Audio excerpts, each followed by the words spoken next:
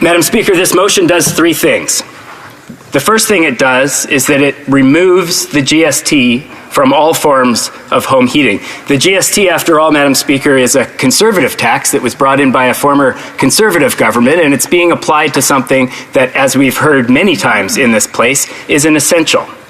And unlike the Liberals, who last week surprised everyone with their nakedly political decision to give some people a break in some parts of Canada where they seem to be facing some tough polls, this motion here gives a break to everyone in every province and territory and on all forms of home heating.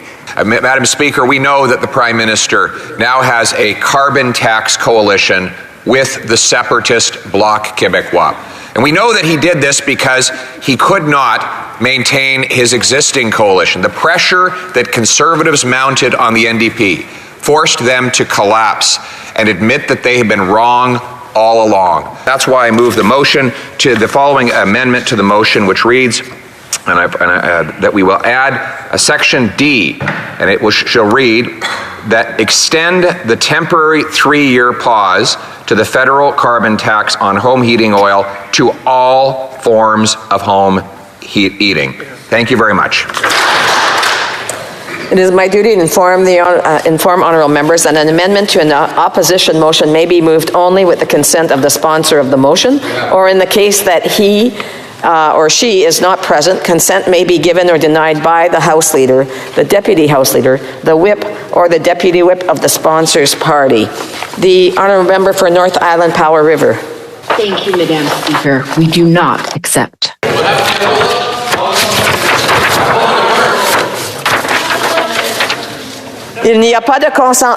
There's no consent. Accordingly, pursuant to the standing orders, the amendment cannot be moved at this time. This guy's garage.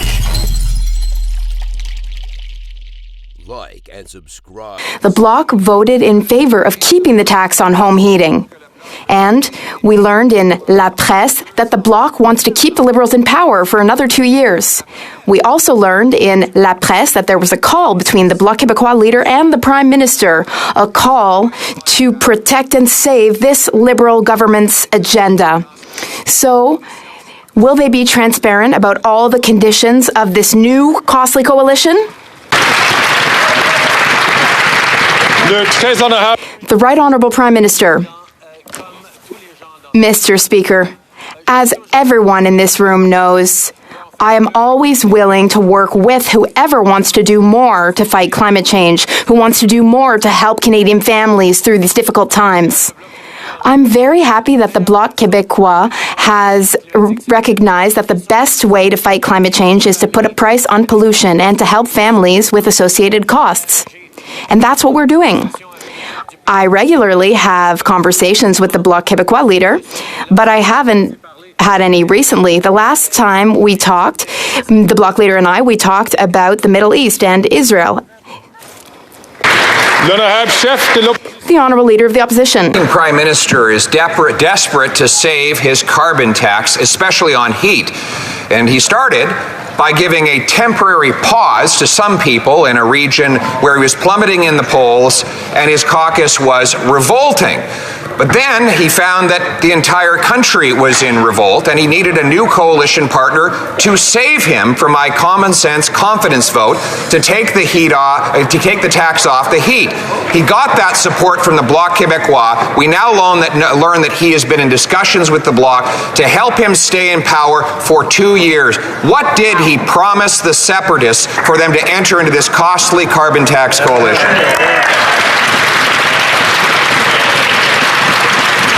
The Right Honourable Prime Minister. Mr. Speaker, contrary to the divisive rhetoric that the Leader of the Opposition is putting forward, the measures we announced on transitioning people on oil to heat pumps apply right across the country. The doubling of the rural top-up right across the country. We're going to continue to work with Canadians to phase out home heating oil, which is dirtier and more expensive. And I want to recognize that we are willing to work with anyone in this House who will step up in the fight against climate change. And I thank the Leader of the Bloc Québécois for continuing to be firm on building a better future for all our kids, on fighting for climate change, against climate change on this and in other occasions. I welcome all parliamentarians to stand up in the fight against climate change.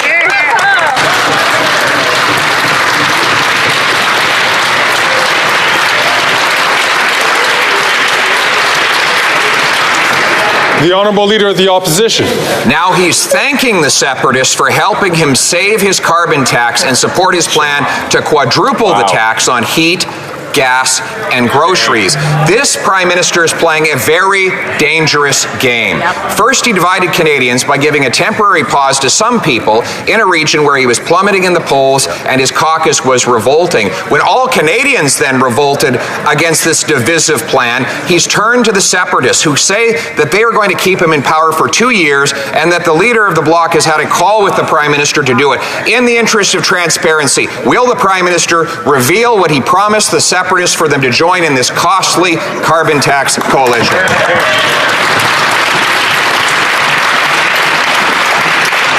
The Right Honourable Prime Minister. Mr. Speaker, the level of divisiveness and the rhetoric of the Leader of the Opposition is truly unfortunate.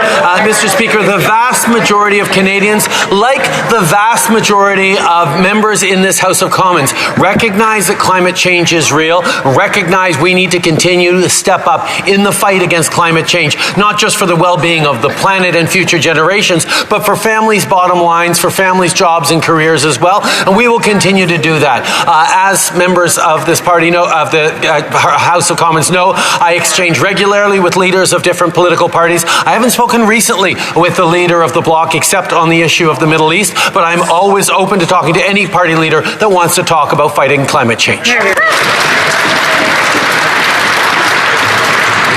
L'honorable chef de l'opposition. The Honourable Leader of the Opposition. Divide and distract from the fact that Canadians, after 8 years of his government, cannot eat, heat, or house themselves. But in a strange way, he united all Canadians at the Premier's Conference, who all agree, all 10 of them unanimously disagree that the Prime Minister's approach to take the tax off temporarily for only some. They said that this federal carbon tax policy treats Canadians differently and they expect a change.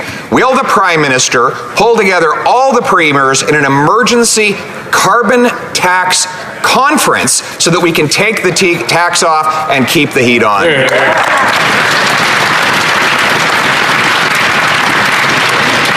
The Right Honourable Prime Minister. Mr. Speaker, the measures we announced a couple of weeks ago help any Canadian everywhere across the country to get off home heating oil towards using a heat pump, which is cleaner, less expensive, and better for our future. These are things that we've done right across the country. Only the Conservatives would think that taking serious action on climate change and supporting Canadians right across the country with affordability measures would be divisive. Well, it is divisive if you think that climate change is fake, but for everybody else other than the Conservative Party, we know that we can come together to fight climate change.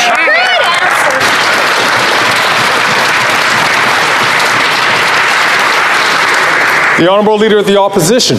Canadians know that the only thing fake is this Prime Minister. Mr. Speaker, today the NDP flip-flopped on its flip-flop. First, they voted 16 times in favor of the carbon tax on home heat. Then they voted to quadruple the tax.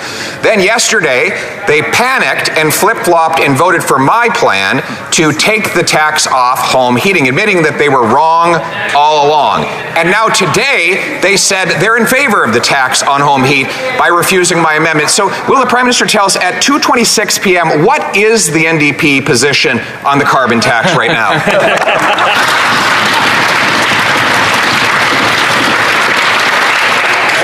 Not certain if that has to do with the administration. That question has to do with the administration of the House. but I do see the Right Honourable Prime Minister rising to his feet. The Right Honourable Prime Minister. Mr. Speaker, what is clear is that the Conservatives are all ready to try and divide Canadians one against the other in any possible way they can, when the reality is the only division around climate change is that Conservative politicians still doubt whether it's real or not, and certainly don't think we should be doing anything to fight climate change. However, everybody else across the country, in all different parties, knows that it's a real issue that we're going to continue to step up and fight, unlike the Conservatives that continue to look to divide and hide from the reality of climate change. Hear, hear.